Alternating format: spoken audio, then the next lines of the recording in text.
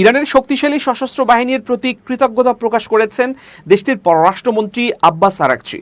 মঙ্গলবার ভোরে সামাজিক যোগাযোগ মাধ্যম এক্সে এক পোস্টে তিনি কৃতজ্ঞতা প্রকাশ করেন। তিনি বলেন, ইসলামী প্রজাতন্ত্রের বিরুদ্ধে আগ্রাসনের জন্য ইহুদিবাদী শাসন ব্যবস্থাকে শাস্তি দেওয়ার জন্য সামরিক অভিযান শেষ মুহূর্ত পর্যন্ত অব্যাহত ছিল, যা স্থানীয় ইরান সময় ভোর 4টায় শেষ হয়েছে। তিনি আরও বলেন, সব ইরানিদের সঙ্গে আমি আমাদের সাহসী সশস্ত্র বাহিনীকে ধন্যবাদ জানাই, যারা তাদের প্রিয় দেশকে তাদের শেষ রক্তবিন্দু পর্যন্ত রক্ষা করতে প্রস্তুত থাকে এবং শেষ মুহূর্ত পর্যন্ত শত্রুর যে কোনো আক্রমণের জবাব দেয়।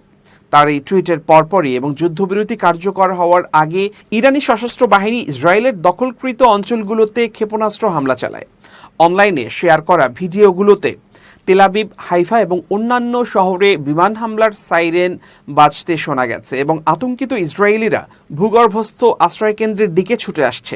মার্কিন প্রেসিডেন্ট ডোনাল্ড ট্রাম্প নিজের ব্যক্তিগত সোশ্যাল মিডিয়া প্ল্যাটফর্ম ট্রুথ সোশ্যালে ঘোষণা দেওয়ার পরপরই আরাকচি এ পোস্ট করেন। ওই পোস্টে ট্রাম্প দাবি করেন, ইসলামী প্রজাতন্ত্র ইরান এবং ইসরায়েলি সরকারের মধ্যে যুদ্ধবিরতি সম্পন্ন হয়েছে। মঙ্গলবার সিএনএনের প্রতিবেদনে বলা হয়েছে, ইরান ও ইসরায়েলের কয়েকটি সংবাদ মাধ্যম জানিয়েছে দুই দেশের মধ্যেই যুদ্ধবিরতি কার্যকর হয়েছে। তবে এই যুদ্ধবিরতি ঠিক কখন এবং কী শর্তে শুরু হয়েছে তা নিয়ে এখনও স্পষ্টতা আসেনি।